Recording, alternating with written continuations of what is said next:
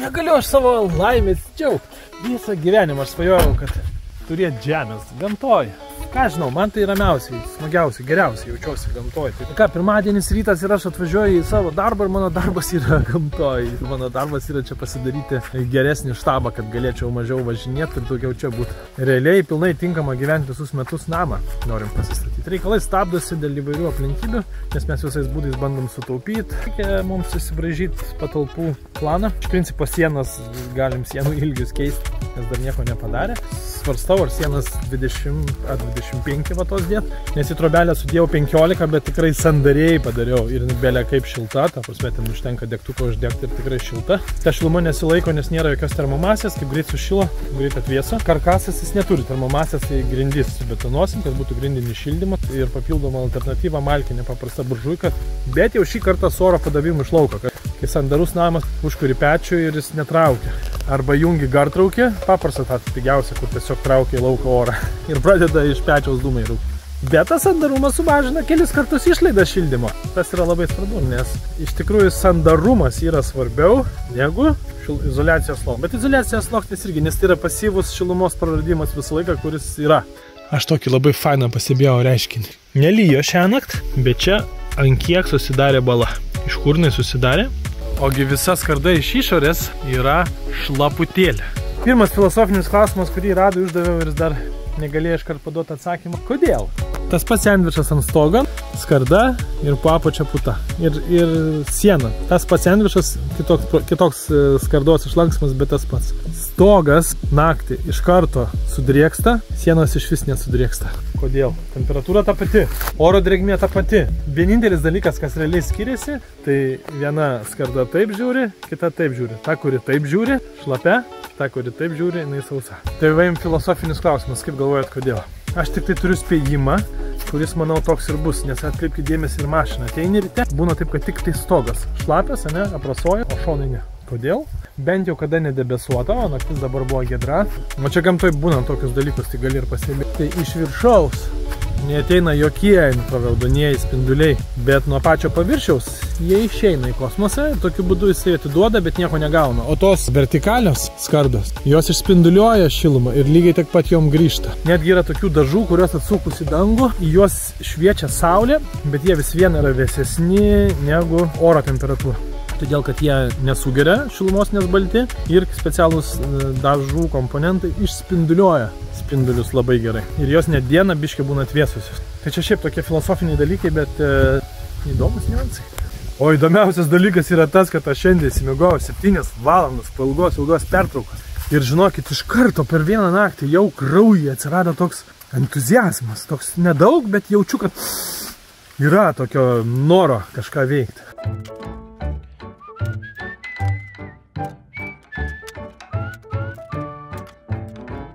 Čia va pragrėžim, įsukam varžtą ir fazė dingo. Čia kažkur išėjo fazė pradžia. Tokia modulinė sistema turi privalumų, kad priėjai, atlupai lengvai, pakeitei, uždėjai ir viskas. Gal trūkumas tame, kad vizualiai netaip gražu. Bet čia gali modifikuoti per 3 minutės viską, kaip tau reikia.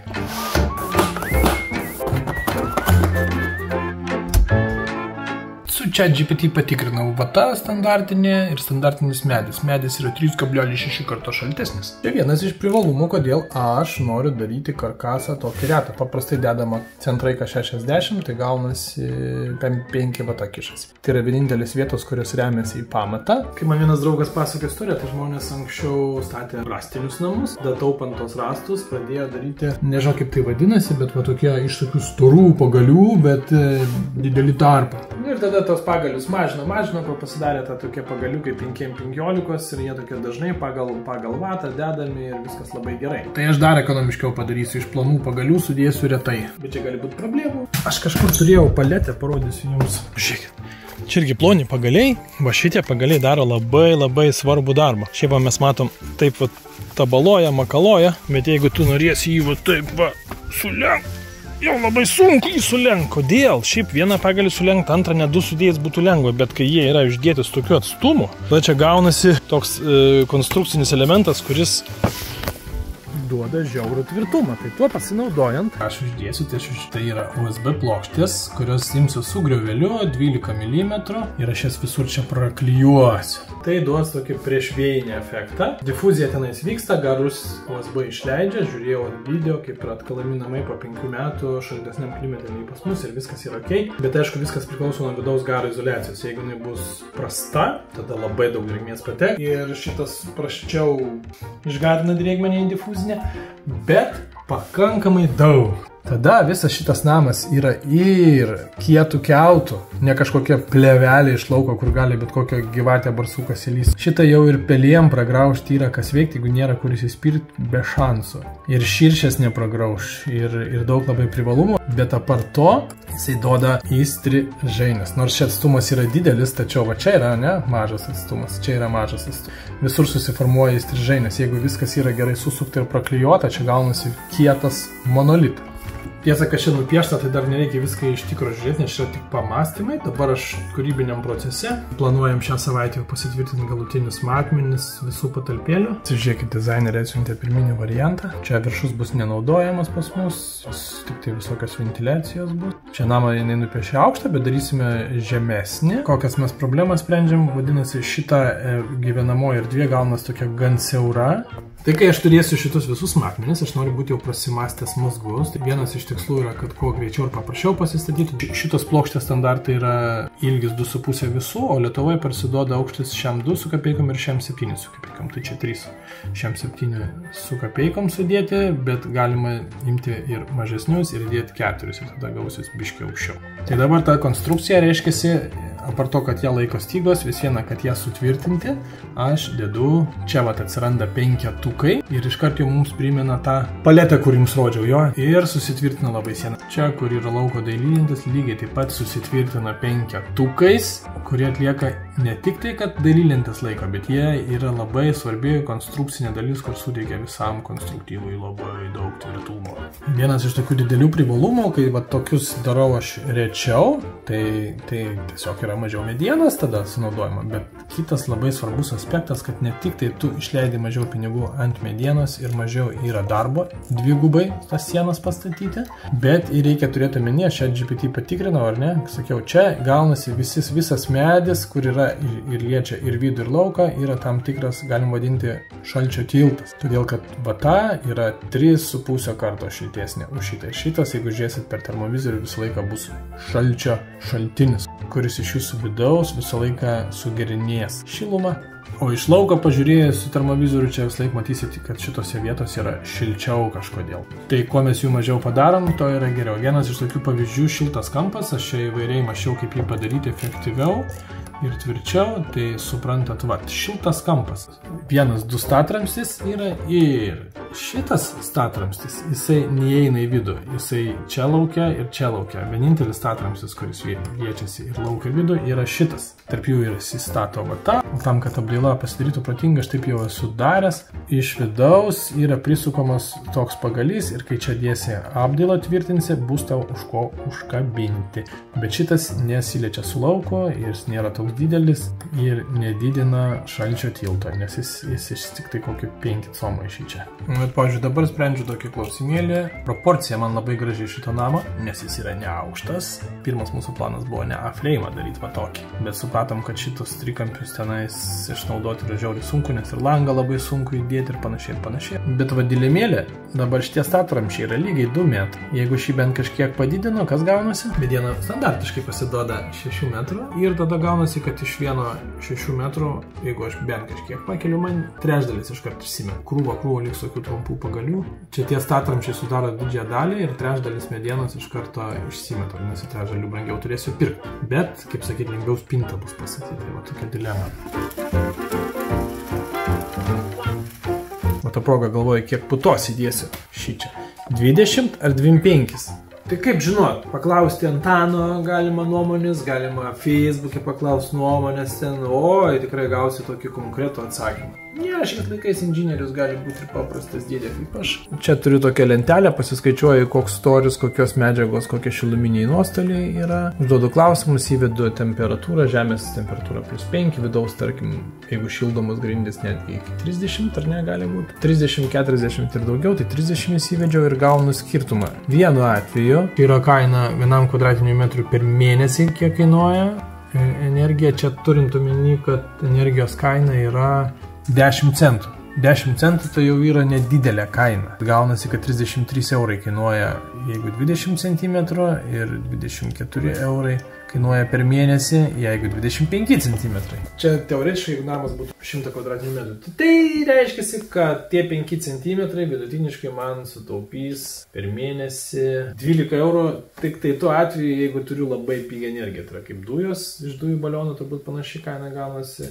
Malkom, aišku, dvigubai pigiau, o jeigu šilumos siurblys, tada, panašiai, aš tikiuosi, su šilumos siurblio kaina irgi būtų tokia. Tie 5 comai papildomi man sutaupys, jeigu taip konkrečiai to suskaičiuojam.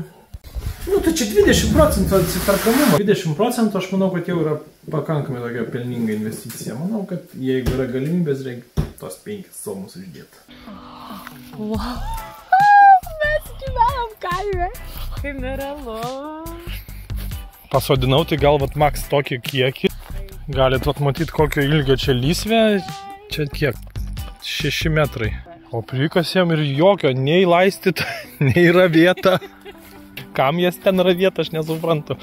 Tiesiog kažkoks kaimynas ten laukose išpylė. Mano sklypę aš radau. Ir čia sukišau ant durniaus. Nepamiršau. Taigi tas lietuvių žaidimas anksčiau toks ir būdavo. Paslėpi bulves pavasarį, o rudenį ieškai, kur paslėpi.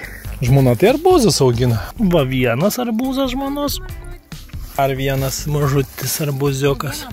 O žmona buvo bijūnų sodinimo kursuose, tai sakė viskas, įsikėpiau, varom lysvę tvarkyti. Kalendras prisiskyniau.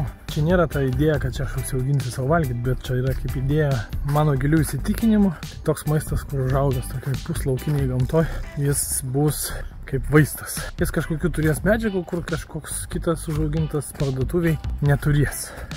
Jūs gal ir kitą įsitikinimą turės, bet aš tai tokį turiu. Ne, mano sudinto belaitė labai palinko. Ūkininkas. Ta prasme, žinokit, čia yra sankirtena, pasodinta medžio obuoliai. Skonis, tai kai už Maksimo yra, kur 3 eurai kilas, tie brangiausia, 4 ten. 8, čia ekologiški.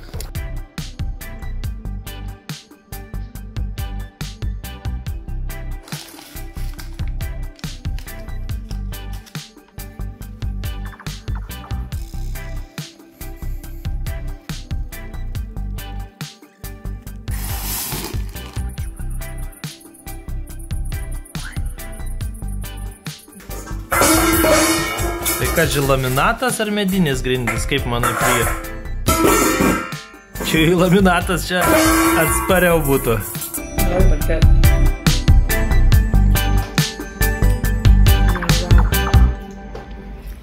Aš susikabau panašau. Kur mes važiuojam? Yra tokia sandvičių ir putplašio gamykla Beivi. Tai važiuojam į tą Beivi su kolektyvu susipažinti. Važiuosim. Skamba labai prabangiai. Na, žiūrėsim, ar faina hebra. Nori iš Beivi tų sandvičių stogą daryti? Jo, žiūrim, kad čiupinėsim, pavostysim, skaniai kvepia, gerai barška. O kodėl mane vežiesi? Tu mano esi fortūna. Rytoj mums sakė jau dizaineris atsiūs planą, dar pakoreguotą truputėlį namų. Kaip dabar atsintė, labai viskas fainai būtų, bet kažkaip tais man labai norėjusi, kad sofa ir virtuvė būtų į langus. Na, žodžiu, kad tu galėtum sėdėti ant sofos ir matyti viską, kas vyksta lauke. Šiandien užsisakiau tulpių, svogūnėlių. Nesakau nieko vyrui, nes ir šiandien sakiau, kad atiduosiu jiems visus pinigus, nes, žodžiu, viską išleisiu gėlėms, sodinukams ir viską, nes man yra šakės, žinokit, liga. Ne liga, aš tiesiog labai įsimylėjau augalus ir gera gyventi yra, kai tu tiesiog neskubi, myli pasaulį, myli vienas įdomu, kas dar čia girdėsis. Einam ledų. Klausyk, kai čia biznis. Visą laiką eilė už tokius ledus 4 eurų. 4 eurų, nuo 8 palikom. Visą laiką eilė. Visada, bet čia ta prasme skaniausia tai jų apyvarta turbūt jiem kas 30 sekundžių įmuša 8 eurus. Tai kokią apyvartą paskaičiau? Bet čia patys skaniausi ledai pasaulyje. Patys skaniausi? Gelato. Nu palauk, Kaune, Laisvės alėjoj.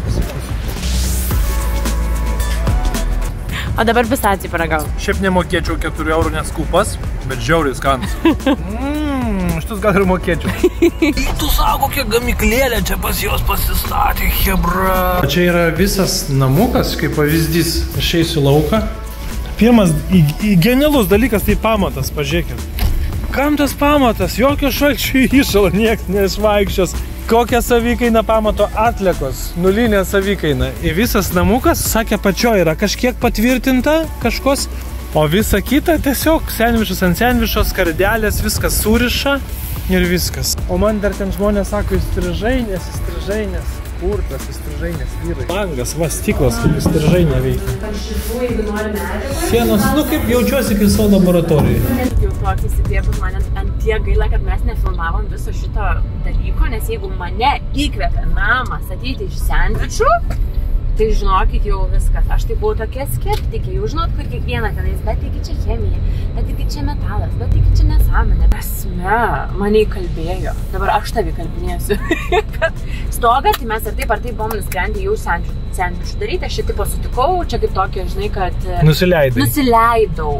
Pigiau, kadangi tai yra greičiau, nu ta prasme, netiek darbo jėgos reikia. Šilta labai ir tu net nesuprasi, kas yra sienose. Ta prasme, ar sandvičas ten sienose yra, ar ten ta puta ten sienose, ar ten stiklo vada. Koks skirtumas? Net stiklo vados gal nieks nededa, ne? Dabar ar deda. Mes turėsim susukti apie jos video, nes man labai patiko. Man labai patiko Vytautas, tai patiko Viktorija. Realiai, aš noriu su jais draugauti. Žmona rašo potencialiems rėmėjams, o aš dar biškį su vaiku pabūsiu. Taip reikia.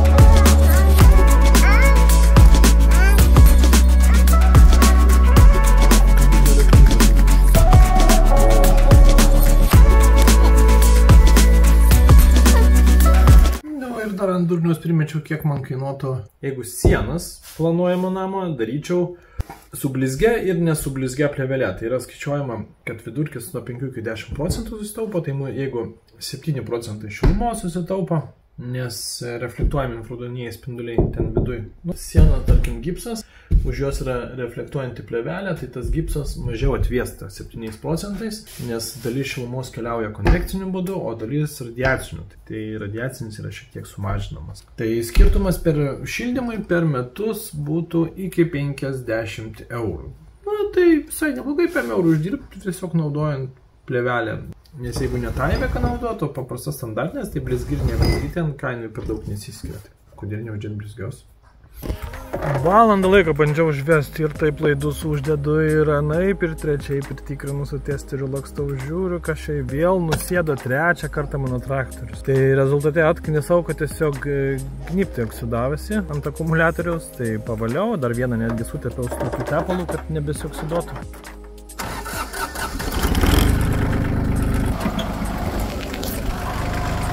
Nu, turiu pasakyti, žinokit, kad dirbu lėtai, nes esu baisus tinginys.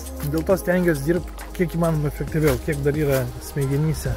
Ramų stengiuosi jas išnaudoti. Pavyzdžiui, čia per kelias dienas mes jau kaip minimum turime kelius šimtus eurų nuolaidų. Jau susiveikėm kelius šimtus eurų nuolaidų. Blemba, kaip gerai tas traktorius. Kažtom 5% raumenų darbo atstoja. Oi, kaip gerai, kad čia apsipylė. Čia dar ne paskutinis sluoksnis, bet aš truputį taip bent jau kraštą pakėliau, kad daugiau būtų, nes čia dar kažką tai reikės irgi pripilt. Ant to molio tai nevaikščiasi. Kažką paprastai labai akmenukų pabersiu, kad būtų virš. Na taip ir gražiai. Kai akmenukai šiek tiek prasiplaus, jie nebesitaškys tokiais purvais. Smėlis čia kaip būdavo, tai labai taškosi. Visgi tą sprendimą ne patiem čia galvot pertvaras, kokią sudėt kaip iš vidaus išplanavimą. Paprašėm dizainerių. Įsivaizduokit, net paprastą koridorių darant reikėtų galvoti, o tai palauk, koks yra patogus koridorius, žinai. Tada bandysi piją, žiūrėsi, o kaip čia ten, tarkim, trūksta, o jeigu sumažinti 10 cm. Ir kaip žinot, Dizaineris jau jie žino, ar čia galima, čia geriau nereikia, nes visur čia reikia ieškoti kompromisų, namukas tai yra labai nedidelis, bet norim, kad būtų 2 miegamieji ir skalbimo lyginimo patalpa, tai gaunasi visai nemažai. Tai čia tą mažą erdvę nėra taip lengva daug sukišti.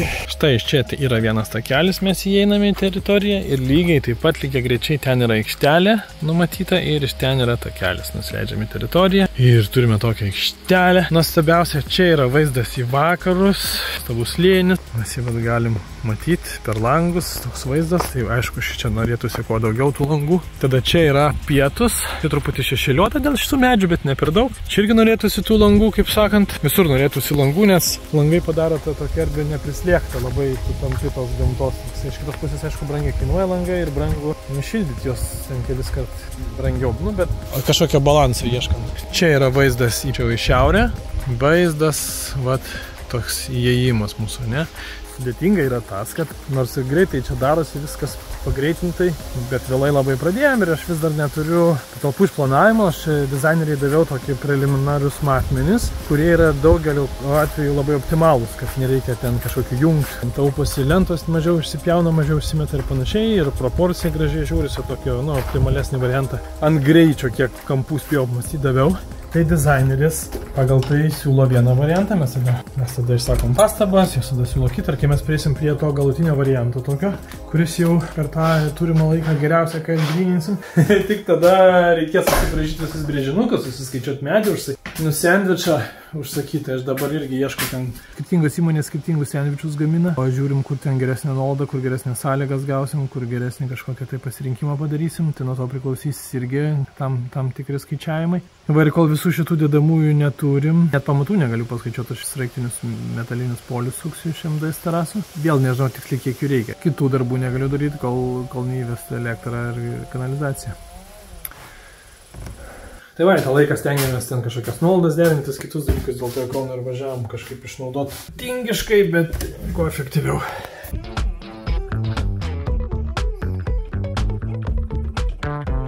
Žiūrėk prie. Čia dabar dizaineris siūlo tokį gerą variantą. Siūlo tą namą daryti mažiau ilgą, kad jis būtų, žiūrėk, mažiau ilgas, bet daugiau platus. Ir ką mes iš to tada išlošim. Taip prarandam, kad čia reikės man tą šlaito gramdyti, jaučiu su savo traktoriuku, kad nekviesti vėl račioko. Bet vat kaip čia dabar metras nuo čia guli, iki ten, kuris guli, 1,5 metro praplatėja. Matai prie, čia bus pečiukas padėtas. Ar tinka tau prie toks variantas? Ką? Per paradinį langą mes matysime Eifelio bokštą.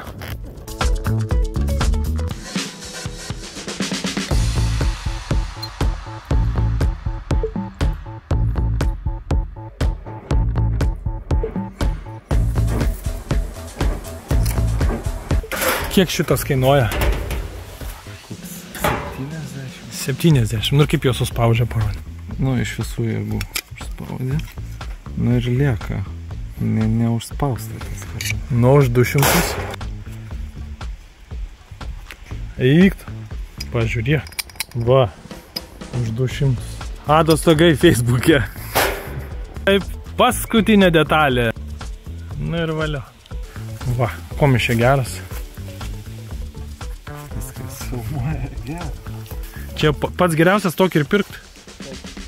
Ir ne kitokį. Ir ne kitokį, taip. Jau namas į namą panašesnis. Langus tik tai reikia apdailą pasidaryti. Visą rytą su žmona prasipykom, paskui taikėmės. Pasišildysiu savo bulves. Savo sodintas, savo augintas. Kiek daug gyvenime gražių akimirkų. Pavyzdžiui, eini namo, nuo mašinas iki namų ir taip gera. Nežinai, kad namie nieko nėra. Ir tu grįžęs atsisėsi. Tas jausmas.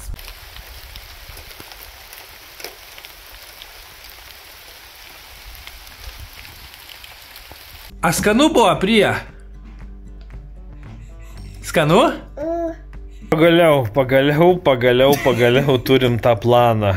Čia yra vakarų pusė. Beveik neišsiskyrėm, bet mano psichologė vakar sakė, kad statantiems namą turėtų būti atskira psichoterapijos rūšis porai. Specialistai specialūs. Žodžiu, paaiškink. Taip, tai žodžiu, žiūrėjau langų kainas ir mane labai nustebino, kad langų kainos nėra iš tikrųjų tokios jau didelės, kaip man atrodė ir kaip mano vyras braižiai, nes mano vyras sakė, kad langai 10 000 kainuoja, pasirodo visai ne. 3 galime tilpti 1000, kas atrodo neįtikėtina namui, bet kadangi mes šitą namą darome ir biudžetinį, ir labai jaukų, tai mums tikrai nereikia čia mandrų trikampių stiklų ir po to jokinga bus, kad 3 mėnesių sakysim, žinai ką? Reikia! Pakeis projektą. Taigi sakiau, trikampis darysiu.